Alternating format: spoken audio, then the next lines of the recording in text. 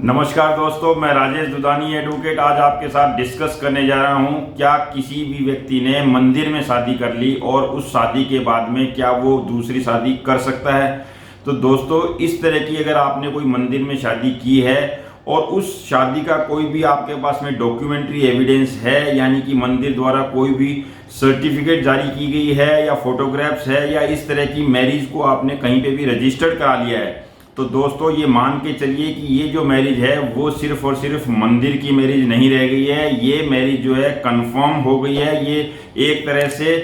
Valid marriage है। और इस वैलिड मैरिज को आप जब तक कैंसिल नहीं कराते हैं तब तक आप दूसरी शादी नहीं कर सकते, यानी कि आप दूसरी शादी के लिए हकदार नहीं हो सकते। आपको पहली वाली जो शादी है उसको वैलिड तरीके से उसको कैंसिल कराना पड़ेगा, और उसका एकमात्र जो तरीका है वो ये है कि आपको कोर्ट में जाके, कंसर्न कोर्ट में जाके, जो जुडिक्शन का कोर्ट है वहां पे जाके आपको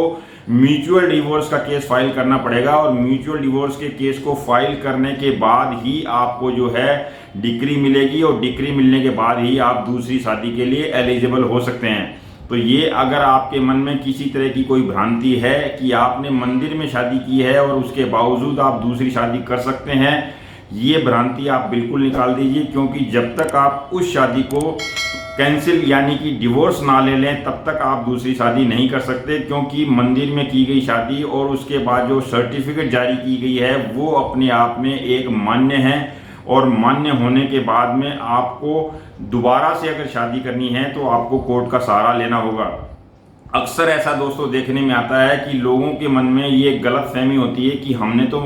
मंदिर में शादी की है और वो शादी कोई मायने नहीं रखती, हम तो दूसरी शादी करने के हकदार हैं। अगर ऐसा आप करते हैं तो आप जो है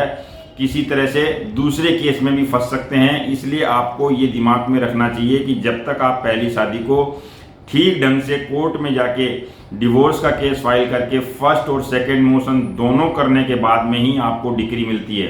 दोस्तों, इसमें मैं एक चीज़ और आपको बताना चाहूँगा कि मान लीजिए अगर आपने कोई शादी कर ली है तो उस शादी को डिवोर्स के तक पहुँचाने के लिए भी आपको 1 साल का इंतज़ार करना पड़ेगा। ऐसा नहीं है कि आपने शादी की और 2 दिन बाद या 1 हफ्ते बाद ही आप कोर्ट में जाके डिवोर्स का या तलाक का, म्यूचुअल डिवोर्स का केस भी नहीं फाइल कर सकते। उसके लिए भी आपको 1 साल की समय सीमा तय की गई है, यानी 1 साल की समय सीमा के बाद ही आप जो है डिवोर्स का केस फाइल कर सकते हैं। और वो 1 साल की जो समय सीमा है वो भी आपके अलग रहने से है, शादी की डेट से नहीं है। मान लीजिए अगर आप शादी करते हैं तो शादी के बाद से 1 साल नहीं है, आप अलग जब से रह रहे हैं उसके बाद से 1 साल की समय सीमा है, जबकि आप डिवोर्स का केस फाइल कर सकते हैं। तो दोस्तों, ये मान के चलें कि अगर आपने मंदिर में शादी की है तो उसको भी आपको जो है रद्द कराने के लिए, कैंसिल कराने के लिए कोर्ट का सहारा लेना पड़ेगा, और उसके लिए आपको जो है म्यूचुअल डिवोर्स का केस फाइल करना पड़ेगा। अगर आपके साथ में किसी तरह से धोखाधड़ी से अगर कोई शादी की गई है तो हो सकता है आप annulment के केस में भी जा सकते हैं, बशर्ते कि आपके पास में डॉक्यूमेंट्री एविडेंसेस हो।